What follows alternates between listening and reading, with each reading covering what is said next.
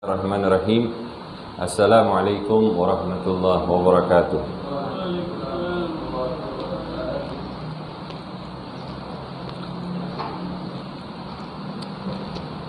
Al-Fatiha ila Sayyidina wa Nabiyina wa Habibina wa Syafiina Rasulillah Muhammad ibn Abdullah sallallahu alaihi wa alihi wa sallam. Thumma ila aba'i wa ikhwani minal anbiya'i wal mursalin. Thumma ila arwahi azwaji Rasulillah ummahatil mu'minin wa ashabihi ajma'in. Wa thumma ila ruh al-imam al-muhajir ila Allah wa ila rasul Ahmad bin Isa wa sayyidina Rasul al-a'zam al-faqih al-muqaddam Muhammad bin Ali Ba'alawi wa imam al-faqih al-muqaddam Muhammad bin Ali Ba'alawi. Wa thumma ila ruh al-muqaddam al-thani Syekh Abdul Rahman Muhammad As-Saggaf wa auladuh. Wa thumma ila ruh al-imam Syekh Abi Bakar bin Salim Maula Inad wa akhi Aqil bin Salim. وثم إلى روح الحبيب أحمد بن محمد الحبشي صاحب الشيخ وهذا عبد الرحمن محمد الجوفي مولى أرشد وحبيبي يوسف بن عبد الحسن مهر عمر بن يوسف بن عبد الحسن ووصول وكره. وثم إلى روح الإمام القطب الأنفاس الحبيب عمر بن عبد الرحمن العطاس والشيخ علي بن عبد الله البراس. وثم إلى روح الإمام القطب الإرشاد وغوث العباد والبلاد الحبيب عبد الله بن علي بن محمد الحداد وأصوله وفضله. ثم إلى روى الإمام قدوتنا وذخراتنا الحبيب علي بن محمد بن عبد الله بن شاهد بن عبد محمد بن حسين الحبشي. وثم إلى روى الإمام القطب صاحب الدرك الحبيب أبو بكر بن محمد السقاف صاحب درسي. وثم إلى روى صاحب الولاية وصاحب المقام الحبيب عبد الله بن محسن العطاس مولى أنفم بوغور وحبيب حسين بن أبو بكر والبتام. وثم إلى روى صاحب المجلس الحبيب عمر بن حامد العطاس ووصول وفروم وتلامذات وإخوان. ثم إلى روح الوالدين وإلى حضرة النبي محمد صلى الله عليه وآله وسلم. سر الفاتحة. أعوذ بالله من الشيطان الرجيم. بسم الله الرحمن الرحيم. الحمد لله رب العالمين الرحمن الرحيم مالك يوم الدين. إياك نعبد وإياك نستعين. اهدنا الصراط المستقيم غير المغضوب عليهم ولا الضالين آمين. بسم الله الرحمن الرحيم. الحمد لله رب العالمين. نوينا التعلم والتعليم والتذكر والتذكير والنفع والانتفاع والإفادة والاستفادة والحث على التمسك بكتاب الله وسنة رسوله والدعاء إلى الهدى والدلالة على الخير ابتغاء وجه الله ومرضاته وقربه وثوابه سبحانه وتعالى.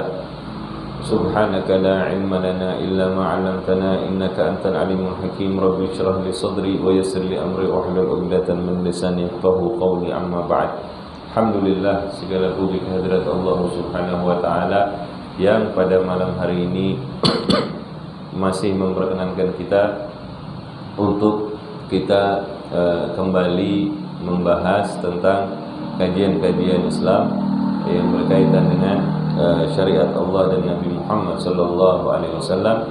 Salawat dan salam semoga tercurah kepada baginda Rasulullah Muhammad bin Abdullah sallallahu alaihi wasallam, juga kepada keluarganya, kepada para sahabatnya dan para pengikutnya yang mereka setia dalam pemikirannya dengan pemikiran Nabi Muhammad sallallahu alaihi wasallam sampai di akhir zaman.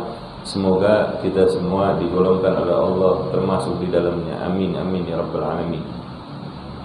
Kita akan melanjutkan pembahasan kitab Ad-Difa. Pada malam hari ini kita akan membahas tentang kajian dari kitab hadis dari hadis Laulaka. Jadi dalam satu bait syairnya Imam Busiri di dalam Qasidah Burdahnya, beliau memuji Nabi Muhammad sallallahu alaihi wasallam dengan pujian wa kaifa tad'u ila dunya darurata man laulahu lam tukhraj ad-dunya minal adami. Bagaimana rasa susahnya Nabi Muhammad sallallahu alaihi wasallam menyeru kepada dunia, padahal kalau bukan karena Nabi dunia enggak akan tercipta. Ya. Sekilas mungkin kalau kita memperhatikan kalimat ini biasa-biasa aja gitu ya. Enggak ada kesalahan di dalamnya. Cuman hal ini dipermasalahkan oleh sebagian orang. Mereka mengatakan bahwa bait syair yang disampaikan oleh Imam Busiri itu merupakan, dia bilang, pujian yang melampaui batas. Pujiannya katanya melampaui batas. Padahal kalau kita pahami apalah arti pujian seorang manusia dibandingkan pujian dari Allah Subhanahu wa taala kepada Rasulullah SAW. Tapi menurut mereka ini adalah pujian yang melampaui batas. Mereka punya alasan karena di dalam bait tersebut dikatakan bahwa Rasulullah SAW merupakan sebab terciptanya dunia. Nah, ini tentang bagaimana cara memahami ya. Mereka memahami bait tersebut tentang bagaimana susahnya Nabi menyeru kepada dunia, padahal kalau bukan karena Nabi dunia nggak akan tercipta. Di sini mereka menafsirkan, menganggap bahwa di situ disebutkan kesimpulannya adalah Rasulullah merupakan sebab terciptanya dunia ini. Jika bukan karena adanya Rasulullah, maka dunia nggak akan pernah tercipta. Dan menurut mereka, kalau difahami seperti itu, maka bertentangan dengan firman Allah Subhanahu wa taala. Nah, ini udah pakai ayat Al-Qur'an yang mereka. Dikatakan di dalam surat wa ma khalaqtul jinna wal insa illa liya'budun. Tidaklah aku Allah Subhanahu wa taala menciptakan jin dan manusia melainkan agar mereka beribadah, mengabdi kepada Allah Subhanahu wa taala. Di dalam ayat itu dinyatakan bahwa sebab diciptakannya jin dan manusia adalah supaya mereka mengabdi kepada Allah Subhanahu wa taala. Tapi ini kan sebetulnya nggak ada kaitannya dengan penjelasan mereka ya, tapi nggak apa-apa. Juga di dalam ayat yang lain disebutkan Allahul ladzi khalaqa sab'a samawati wa minal ardi mithlahunna yatanazzalul amru bainahunna lita'lamu annallaha ala kulli syai'in qadir wa annallaha qad ahata bi kulli syai'in ilma. Dikatakan bahwa di dalam ayat itu wallahu a'lam bimuradi, Allah yang menciptakan 7 lapis langit dan 7 lapis bumi, perintah Allah berlaku kepadanya agar kamu, kita manusia, mengetahui bahwa Allah Maha Kuasa atas segala sesuatu. Dan sesungguhnya ilmu Allah benar-benar meliputi segala sesuatu. Di dalam ayat itu dinyatakan bahwa tujuan diciptakannya bumi dan langit adalah agar kita mengetahui kekuasaan Allah Subhanahu wa taala. Jadi di satu sisi mereka mempertanyakan bahwa tujuan diciptakannya langit dan bumi ini adalah supaya mengenal Allah Subhanahu wa taala. Sedangkan di bait itu menurut mereka tujuannya berbeda. Ya. Itu yang dipermasalahkan. Kemudian mereka juga menambahkan mungkin saja bait itu terinspirasi oleh sebuah hadis yang bunyinya laulaka lamma khalaqtul aflak.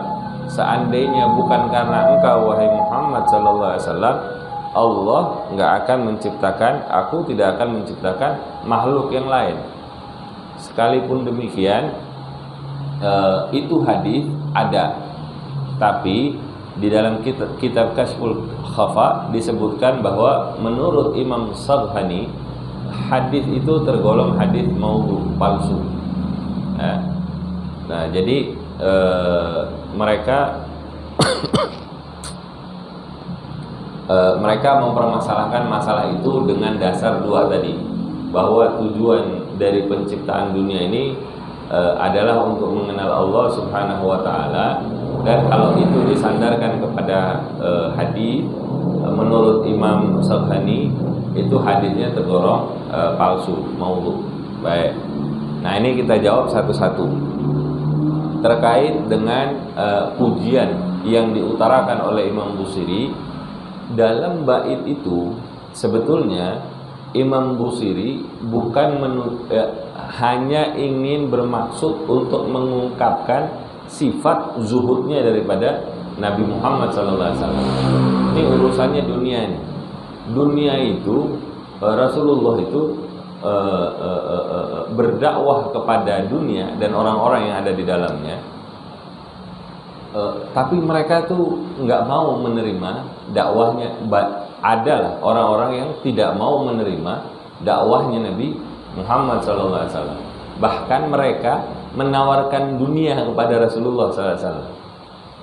Tapi Rasulullah tuh nggak tergoda sama dunia, nggak tergoda sama dunia. Walaupun keadaannya Nabi Muhammad SAW, kalau dilihat dari sisi materi duniawi, ya bukan orang yang punya kerajaan, yang punya segala macam, enggak. Tapi sama Nabi itu, dunia itu sudah dicerai, talak 3, nggak mungkin balik gitu. Jadi di situ sebetulnya Imam Busiri ingin menunjukkan bagaimana sifat zuhudnya Nabi. Ini kalau kita perumpamakan, kita dakwah sama orang, tapi orang itu nggak mau dengar. Bahkan dia menawarkan sama kita sesuatu yang kita sendiri udah nggak memperhatikan. Ditawarin air, nggak usah nawarin air, saya udah punya banyak air, bandar banget nih anak nih, kalau kata orang Betawi bilang. Pakai menawarkan sesuatu yang yang menurut Nabi itu nggak ada nilainya, bukan air lah ya, sesuatu yang menurut Nabi itu nggak ada nilainya. Dunia itu ditawarkan. Bahkan tuh di dalam riwayat diceritakan bagaimana mereka itu ingin berdamai dengan Nabi, bahwa udah gini aja ya Muhammad sallallahu alaihi wasallam, tahun ini kita sembah Tuhan ente, tahun depan ente sembah Tuhan ente. Terbegitu setiap tahun. Kalau ente mau harta, kita kasih. Ente jadi orang paling kaya di Mekah. Kita akan kumpulin orang yang paling kaya adalah ente.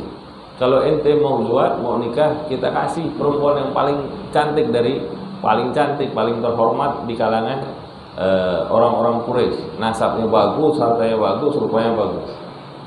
Sama Nabi nggak diperdulikan. Kalau aja ente kasih bulan matahari di tangan kanan, bulan di tangan kiri, nggak akan saya tinggalkan di dakwah. Nah gitu ya. Begitu Nabi itu memandang dunia.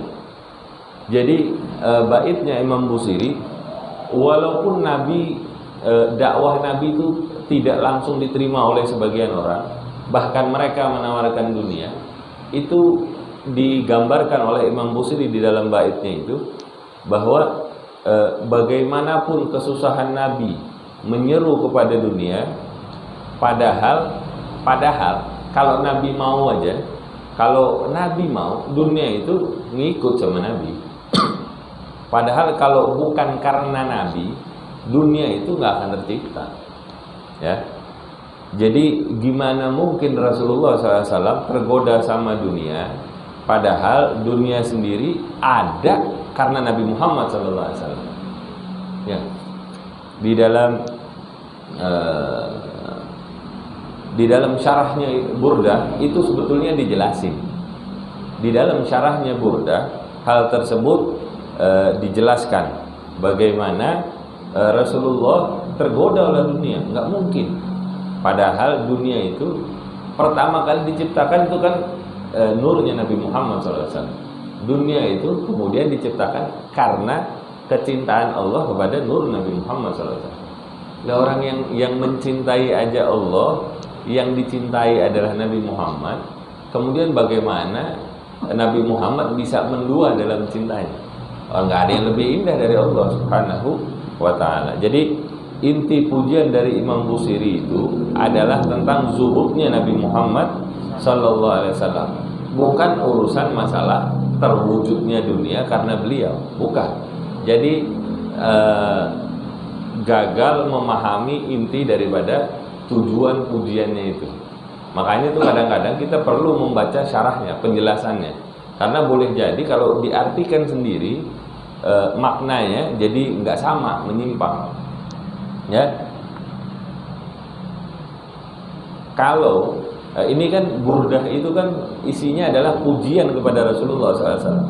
Kalau dia menceritakan tentang dasar dari penciptaan dunia itu adalah karena Rasulullah, ini bukan jadi pujian. Sebab kenapa nggak jadi pujian? Karena nilai dunia di sisi Allah itu nggak sebanding dengan nilai sebelah sayap nyamuk kali. Kita kan memuji itu karena ingin meninggikan sesuatu yang memang layak untuk ditinggikan. Lah ini ngapain ngurusin kita memuji dengan sesuatu yang rendah? Urusannya dunia, paham ya? Nggak mau, buat apa kita muji sesuatu yang tinggi ngebandinginnya dengan yang rendah? Bukan pujian itu namanya. Ya, di dalam hadis riwayatnya Imam Tirmidzi itu dikatakan, "Lau kanatid dunya ya'dilu 'indallahi janaha ba'udah, ma saga kafiran minha syarbata ma'." Seandainya dunia di sisi Allah itu sebanding, seandainya ya, sebanding dengan sayap nyamuk, maka Allah nggak akan memberi minum kepada orang-orang yang menyekutukan Allah Subhanahu wa taala walau dengan seteguk air. Tapi kenyataannya orang-orang yang menyekutukan Allah, mereka bisa nggak minum air? Bisa. Punya harta yang gede nggak? Artinya nilainya itu di bawahnya dari sebelah sayap nyamuk, nggak ada nilainya. Maksudnya gitu loh, ingin menggambarkan hal seperti itu. Jadi kalau pujian yang tinggi, yang mulia, kemudian mau kita bandingkan dengan yang rendah, ini bukan cuma rendah, sama yang rendah aja nggak sebanding. Jadi di bawahnya lagi. Kalau kita mau bandingin pujian seperti itu, ya ini bukan pujian namanya. Makanya gagal memahami inti daripada maksud daripada pujian itu akhirnya larinya kemana-mana dan salah gitu. Sudah bawa-bawa ayat, sudah bawa-bawa hadis, ternyata salah itu yang dibawa karena tujuannya itu salah mereka memahami. Bahkan dikatakan seluruh alam raya, surga, neraka, semua tercipta sebab adanya Rasulullah SAW. Yang nggak sebanding ini nih, yang kalau cuma dunia doang, itu kan nggak sebanding. Ini dikatakan di dalam riwayat Imam Hakim an Ibni Abbas radhiyallahu anhuma, dari Ibn Abbas radhiyallahu anhuma, berkata, auhallahu ila Isa alaihi salam, Allah Subhanahu wa taala mewahyukan kepada Nabi Allah Isa alaihi salam, ya Isa, wahai Isa, amin bi Muhammadin, berimanlah kepada Muhammad sallallahu alaihi wasallam, wa'mun man adrakahu min ummatik an yu'minu bih, falaula Muhammad ma khalaqtu Adam. Wahai Isa, berimanlah kepada Nabi Muhammad sallallahu alaihi wasallam, wa'mur, dan perintahkanlah, adrakahu min ummatik, kepada orang yang menemuinya dari umatmu, an yu'minu bih, untuk beriman kepadanya. Falaula Muhammad, kalau bukan karena Muhammad, ma khalaqtu Adam, tidaklah aku ciptakan Adam. Walaula Muhammad, kalau bukan karena Muhammad sallallahu alaihi wasallam, ma khalaqtul jannah walan nar, tidaklah aku ciptakan surga atau neraka. Walaqad khalaqtul arsy, dan telah aku ciptakan arsy Allah, arsy-nya Allah Subhanahu wa taala, alal ma', di atas air, fattaraba fakatabtu alaihi, fattaraba, dan dia bergetar ini arsy setelah diciptakan, fakatabtu alaihi, dan telah aku tuliskan di atasnya la ilaha illallah Muhammadur Rasulullah, kemudian aku tuliskan di atasnya la ilaha illallah Muhammadur Rasulullah, fasakan, maka dia kemudian menjadi tenang. Jadi kalaupun dipaksakan bahwa tujuan dari penciptaan dunia itu adalah untuk mengenal Allah, ya benar, memang nggak salah. Tapi kalau misalnya dikatakan dunia ini tidak diciptakan karena Rasulullah, sebetulnya di beberapa hadis juga disebutkan, bukan lagi cuma surga, bahkan bukan cuma dunia, bahkan surga, neraka itu juga diciptakan karena Rasulullah SAW. Tapi kenapa kok ada Rasulullah di situ? Karena ini juga nggak bertentangan dengan ayat. Apa itu ayatnya? Qul in kuntum tuhibbunallah. Nah, itu ayat itu. Qul in kuntum tuhibbunallah fattabi'uni.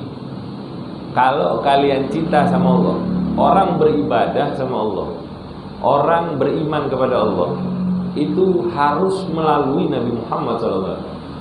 Makanya tadi di ayat di hadis tadi itu juga disebutkan supaya Nabi Isa memerintahkan kepada umatnya, siapa dari umatnya yang menemui daripada Nabi Muhammad, Nabi akhir zaman, maka perintahkan bagi dia untuk beriman kepada Rasulullah SAW.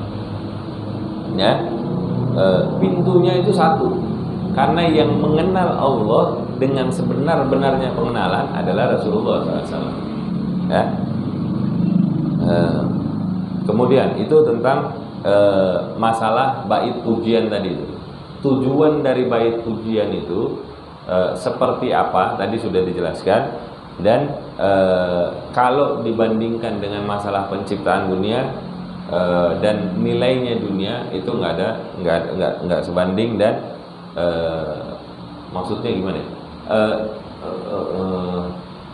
Gagal memahami. Ini bukan masalah A tapi masalahnya B. Yang dianggap masalah A udah pakai hadis ternyata salah gitu. Harusnya gayanya cara pandangnya itu ini, sehingga apa yang sudah dibangun tadi itu pendapatnya karena salah tujuannya runtuh ketika dihadapkan dengan pendapat ini. Jadi kayak misalnya orang bikin skripsi gitu, bikin tesis, dia sudah bangun metodenya begini dengan cara A, B, C, D, padahal tujuan tesisnya salah, tujuan skripsinya bukan itu, runtuh nggak? Ya salah semua, harus mulai ulang dari awal. Makanya penentuan tujuan itu harus dipahami dulu dengan benar supaya dia bisa membangun metode yang benar dalam masalah pembuktian, dalam masalah pengembangan gitu ya. Kemudian mengenai hadis laulaka lama khalaqtul aflak, kalau seandainya bukan karena engkau wahai Muhammad, aku tidak akan menciptakan makhluk. Sebetulnya di ayat-ayat tadi, di hadis-hadis tadi itu hal ini tidak bertentangan, ya. Satu, itu tidak bertentangan. Dan hadis ini dalam tanda kutip, hadis ini kenapa saya tanda kutip nanti dijelaskan, itu banyak juga disebut di dalam kitab-kitab tafsir. Kan dianggap bahwa hadis ini tergolong sebagai hadis yang palsu. Imam Saghani mengatakan hadis ini tergolong palsu, ya. Ya, khair. Satu orang mengatakan ini hadisnya hadis palsu. Tapi ternyata kalau itu dianggap hadis palsu atau lemah sekalipun, ternyata itu banyak dikutip di dalam kitab-kitab tafsir. Kenapa begitu? Karena isi hadis itu tidak ada masalah. Jadi yang dipermasalahkan oleh Imam Saghani itu adalah hadis ini dianggap palsu karena dibilang hadis. Padahal secara matannya ini nggak ada masalah. Secara konteksnya itu, teks dan konteksnya nggak ada masalah. Cuman yang dipermasalahkan adalah karena ini sebagian menggolongkan sebagai hadis. Itu oleh Imam Saghani itu dibilang kalau itu digolongkan sebagai hadis maka itu adalah bukan hadis. Tapi secara konteks, teks dan konteksnya nggak ada masalah. Dikatakan oleh Imam Ajluni di dalam Kashful Khafa, selain menukil perkataan Imam Saghani yang menyatakan bahwa hadis itu merupakan hadis maudhu, hadis palsu, dia juga berkata Imam Ajluni, akan tetapi makna hadis ini benar jika bukan digolongkan sebagai hadis. Jadi yang dipermasalahkan bukan karena teksnya, bukan karena konteksnya, tapi yang dipermasalahkan oleh Imam Saghani bahwa itu menjadi bermasalah ketika digolongkan sebagai hadis. Ya, Imam Ibn Taimiyah, bahkan seorang Imam Ibn Taimiyah di dalam Majmu' Fatawal Kubra menyatakan bahwa meski tidak ada hadis sahih, ini menurut Imam Ibn Taimiyah, yang menyatakan bahwa Nabi Muhammad merupakan sebab terciptanya alam semesta, tetapi pendapat tersebut, pendapat yang menyatakan demikian, ya, bisa ditafsirkan dengan tafsir yang benar. Dikatakan Nabi Muhammad SAW adalah esensi dari mata. Beliau SAW adalah poros, pusat segala pergerakan alam raya. Dia SAW laksana puncak dari seluruh penciptaan. Maka tidak bisa ditepis bahwa untuk beliaulah seluruh alam ini diciptakan. Kalau bukan karena beliau, tak akan terwujud seluruh semesta. Bila ucapan ini dan semisalnya ditafsir sesuai dengan Al-Quran dan hadis, maka hendaklah diterima. Ini di sini disebutkan kutipan dari tulisan di Majmu' Fatawanya Imam Ibn Taimiyah. Muhammadun insanu hadzal ain wa gudba hadhihi ar-raha wa aqsamu hadzal jam'i kana ka'annaha ghayatul ghayati fil makhluqat fama yunkaru ay yuqal innahu li ajli khuliqat jami'iha wa innahu laulahu lama khuliqat fa idza fussira hadzal kalam wa nahwuhu bima yadullu alaihi alkitabu wa sunnatu gubila dzalik. Nah, dibilang begitu sama Imam Ibn Taimiyah.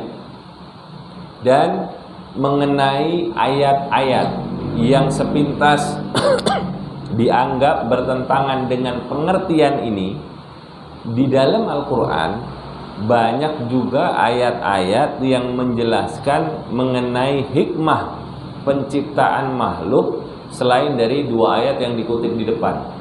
Dua ayat yang dikutip di depan tadi Az-Zariyat ayat 56 dan surat At-Talaq ayat ke-12 tentang aku tidak ciptakan wa ma khalaqtul jinna wal insa illa liya'budun, sama Allahul ladzi khalaqa sab'a samawatin ila akhiril ayat. Nah, selain dua itu ada juga ayat di Al-Baqarah 29. Huwallazi khalaqa lakum ma fil ardi jami'a thumma istawa ila as-sama'i fasawwahunna sab'a samawat wa huwa bikulli syai'in alim. Dia Allah Subhanahu wa taala yang menjadikan segala yang ada di bumi untuk kalian. Untuk kalian. Siapa kalian? Manusia, ya. Dan dia Allah berkehendak menciptakan langit, lalu dijadikannya 7 lapis langit, dan dia mengetahui, Allah mengetahui segala sesuatu. Yang perlu digarisbawahi, huwallazi khalaqa lakum, bagi kalian. Siapa lakum? Manusia. Nah, dalam ayat ini disebutkan bahwa hikmah penciptaan semua yang ada di bumi kembalinya kepada siapa? Lakum, kepada manusia. Nah, ini tafsirnya Imam Qurtubi. Nah, kepada siapa? Kepada manusia. Kalau ini kembalinya kepada manusia, maka Nabi Muhammad itu manusia, bukan? Manusia. Tapi dia manusia yang istimewa, gitu ya. Jadi kalau kita kalau diartikan itu kepada manusia, artinya kepada Rasulullah itu lebih lagi maknanya, gitu ya. Atau ayat yang lain, alam tara annallaha sakhara lakum ma fil ardi wal fulka tajri fil bahri bi amri ila akhiril ayat. Apakah kalian tidak melihat bahwasanya Allah menundukkan bagi kalian apa yang ada di bumi dan bahtera yang berlayar di lautan sampai akhir ayat. Di situ juga disebutkan menundukkannya bagi siapa? Bagi kalian. Dunia ditundukkan bagi siapa? Bagi kalian, bagi manusia. Ini juga disebutkan di dalam tafsirnya Imam Tabari. Jadi di dalam tafsir-tafsir itu juga menyebutkan tentang hal ini, dan ini tidak bertentangan dengan apa yang disebutkan oleh Imam Ibn Taimiyah, bahwa tujuan dari penciptaan langit dan bumi itu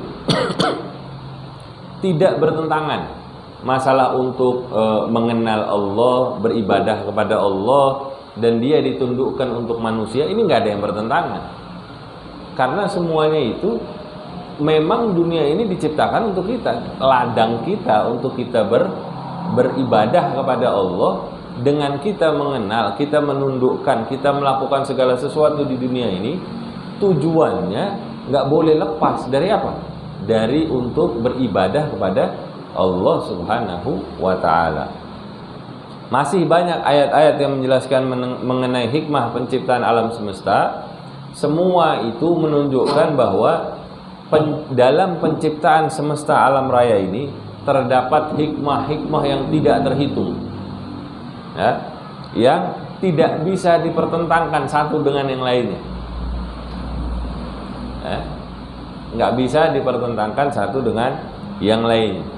Hikmah terbesar dari penciptaan alam raya adalah supaya manusia mengetahui siapa Allah Subhanahu wa ta'ala. Ini sesuai dengan pendapatnya Ibn Abbas yang dimaksud, yang ditukil tadi di depan oleh orang-orang yang mempertentangkan tujuan dari hikmah terbesarnya, wa ma khalaqtul jinna wal insa illa liya'budun. Diciptakannya alam semesta ini tujuannya semata-mata supaya jin sama manusia bisa beribadah kepada Allah Subhanahu wa ta'ala. Hikmahnya apa? Ma'rifat, pengenalan terhadap Allah Subhanahu wa ta'ala. Disebutkan itu di dalam tafsirnya Ar-Razi. Jadi kita menundukkan, memang dunia ini ditundukkan oleh Allah. Tinggal kita mencari bagaimana kita bisa menundukkan dunia ini, memanfaatkan apa yang ada di alam dunia ini untuk kita bisa mengenal, beribadah, mengabdi kepada Allah Subhanahu wa ta'ala. Oleh karena itu dikatakan, maka ditundukkanlah semua yang ada di langit dan di bumi untuk manusia.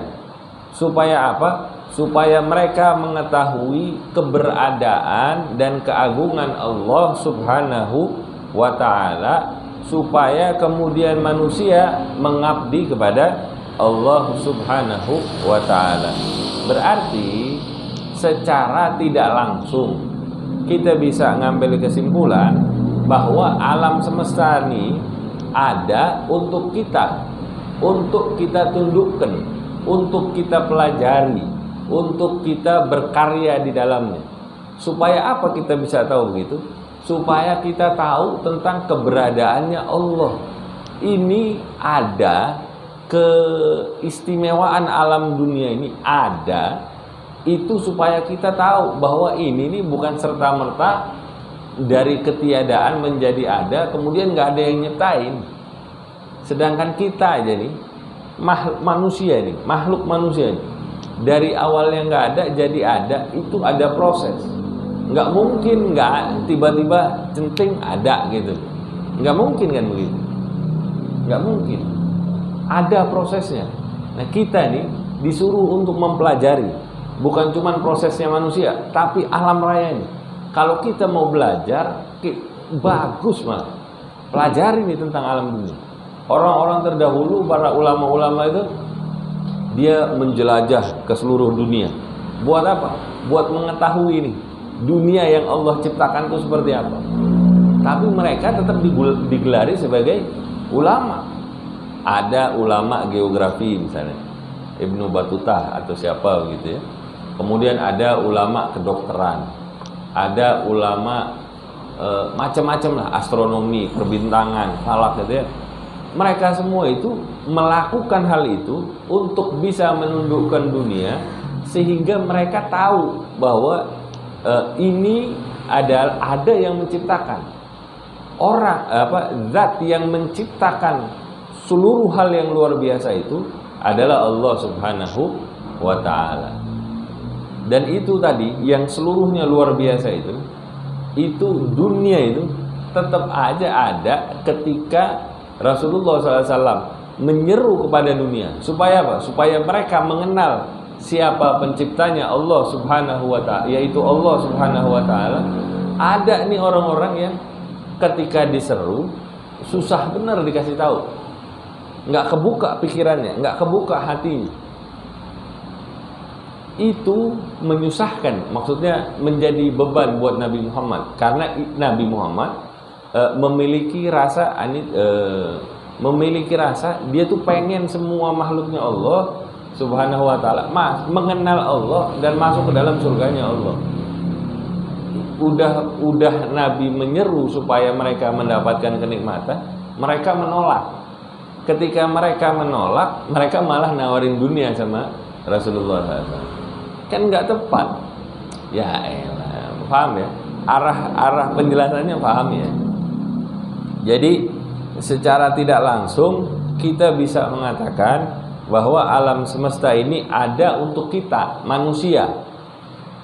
Bagaimana kemudian kita melihat kedudukan Rasulullah SAW yang merupakan pemimpin dari seluruh manusia ini.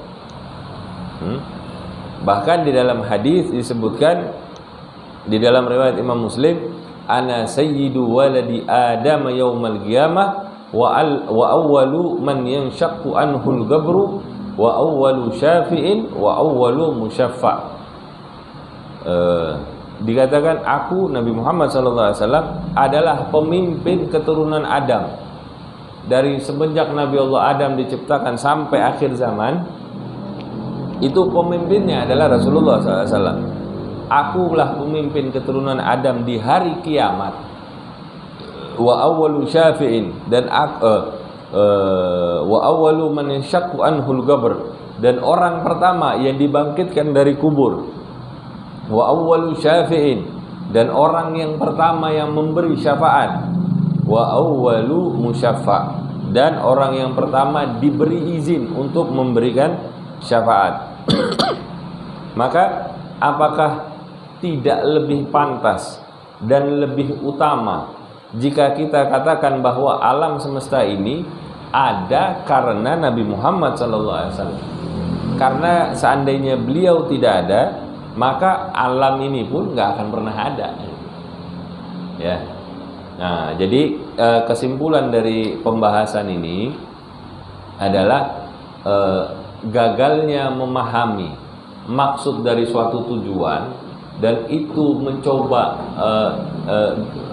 pemahaman itu yang gagal tadi itu dibangun dengan Al-Quran, dengan dalil Al-Quran, dengan dalil hadis, itu bisa jadi runtuh.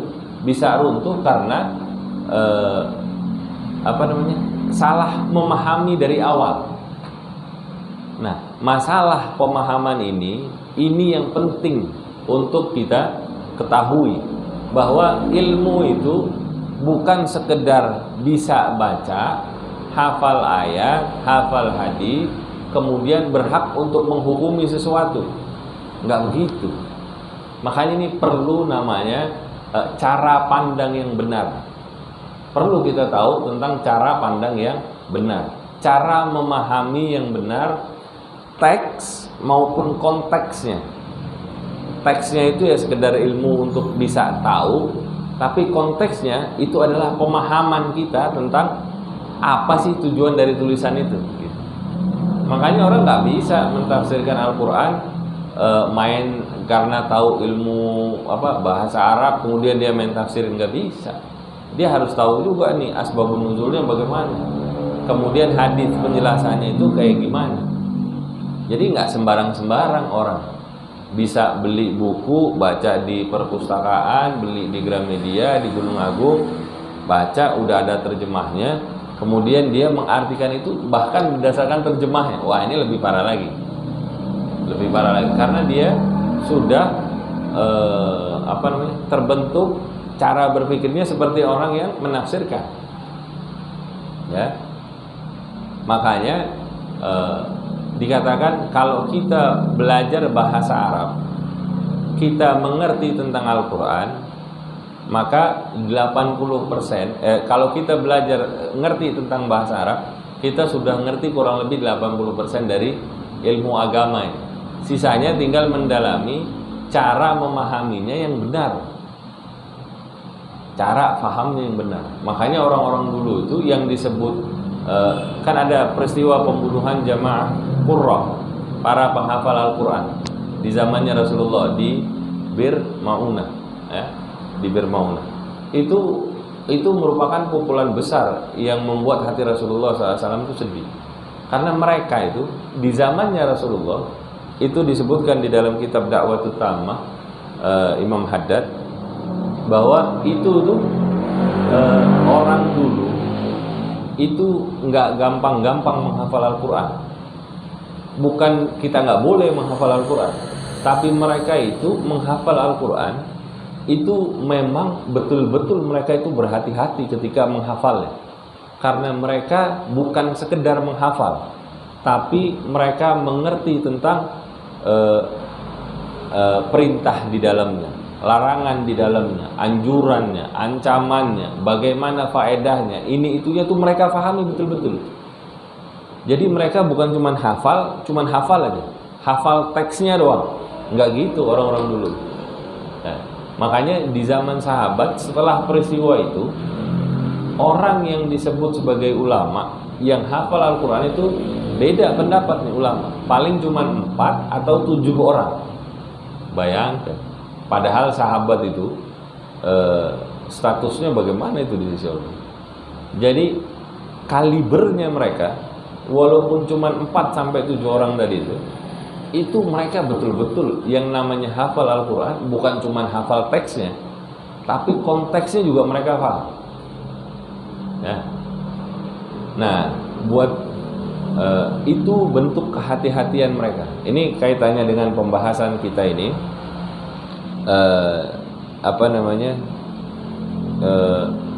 Pemahaman di awal tentang maksud daripada tulisan ini baru tentang syair nih. Syairnya Qasidah Burdahnya Imam Busiri. Ini aja sudah salah difahami di awal, itu hujah yang mereka bawa itu jadi mentah. Hati-hati makanya. Nah, kita juga jangan sembarang-sembarang menuduh orang. Kalau kita nggak tahu, tanya dulu. Banyak nih pelajarannya di sini. Selain dari pelajaran tadi itu, kita juga dikasih tahu nih, jangan gampang-gampang nuduh. Jangan gampang-gampang nuduh. Sampai bangun hujah untuk menguatkan pendapat kita, ternyata tuduhan kita itu salah gitu. Ternyata tuduhannya salah. Nah, ini banyak terjadi di zaman ini. Banyak terjadi di zaman ini. Orang-orang yang banyak menggugat ahlu sunnah itu rata-rata dari mereka membangun pengertian yang salah, sehingga ketika mereka menggugat ahlu sunnah dengan insya Allah, dengan izin Allah ya, itu dengan mudah bisa dipatahkan dari golongan manapun. Dan subhanallahnya, ini pemahaman bertahan dari awal di zamannya para sahabat, setelah mereka mendapatkannya dari Rasulullah sampai sekarang. Itu mereka tetap bertahan pendapat. Enggak seperti golongan-golongan yang selain daripada ahlu sunnah. Mereka ada jauh setelah Rasulullah. Kemudian ada yang bertahan, ada yang hilang. Yang dari dulunya mungkin ada, kemudian hilang, kayak Garomita, kemudian Ibadi masih ada, mungkin ada beberapa lagi yang lain, pemahaman-pemahaman yang lain, akhirnya hilang, kemakan sama zaman. Ada yang dulunya nggak ada, sekarang baru timbul, udah di abad ke-7, ke-8 baru timbul. Nah, dulu ente kemana? Nggak ada. Sampai sekarang, ya biarkan waktu yang menjawab, ntar bakal hilang lagi. Tapi hujahnya ahlu sunnah dari awal sampai sekarang itu tetap bertahan dan tetap terwariskan. Cara, bukan cuma ilmunya, tapi juga cara pandangnya. Bagaimana mereka bisa memahami teks maupun konteksnya. Maksud daripada tujuan teks itu ditulis begitu ya, ditulis ya. Semoga Allah Subhanahu wa taala menjaga kita semua. Menjaga kita semua supaya kita bisa punya pemahaman yang benar, punya pemahaman yang tepat sebagaimana pemahamannya para salafus saleh kita, para orang-orang saleh kita yang terdahulu, Semoga Allah menanamkan kepada kita kecerdasan hati maupun pikiran untuk kita bisa selaras pemikiran kita, pemahaman kita dengan pemahaman mereka, dengan pemikiran mereka, sehingga kita wafat dalam keadaan kita memeluk agama Islam sesuai dengan apa yang jalan pikirnya mereka, sesuai dengan pemahaman mereka, dan kita diwafatkan dalam keadaan husnul khatimah dan dibangkitkan kelak di yaumul qiyamah nanti di dalam golongannya orang-orang ini, dan kita dikumpulkan bersama dengan Rasulullah SAW. Bukan lagi kita cuma minta minta syafaat dari Rasulullah SAW, kita minta syafaatnya Rasulullah, dan kita minta kedudukan kita didekatkan dengan Rasulullah SAW dengan apa yang kita usahakan di dunia ini dalam kita menggali pemikiran, pemahaman, dan memahami pemikiran dan pemahaman mereka. Ala hadhihi niyyah wa likulli niyatin salihah. Wa ila hadratin Nabi Muhammadin sallallahu alaihi wasallam. Surah Al-Fatihah. Bismillahirrahmanirrahim. Alhamdulillahi rabbil alamin, arrahmanir rahim, maliki yaumiddin. Iyyaka na'budu wa iyyaka nasta'in. Ihdinas siratal mustaqim. Siratal ladzina an'amta 'alaihim ghairil maghdubi 'alaihim waladdallin. Amin. Ya Rabbana tarafna bi annana ikhtarafna وأننا أشرفنا على لظى أشرفنا فتب علينا توبة تغسل لكل حوبة واستر لنا العورات وآمن الروعات واغفر لوالدينا ربي ومولودينا والأهل والإخوان وسائر الخلان وكل ذي محبة أو جيرة أو صحبة والمسلمين أجمع آمين. ربي اسمع فضلا وجودا منا لا باكتساب منا بالمصطفى الرسول نهضى بكل سول صلى وسلم ربي عليه عد الحب وآله وصحبه عدادة الصحب والحمد للإله في البدء والتناهي. سبحانك اللهم وبحمدك أشهد أن لا إله إلا أنت أستغفرك وأتوب إليك. Kurang lebihnya dari saya mohon maaf. Wassalamualaikum warahmatullahi wabarakatuh.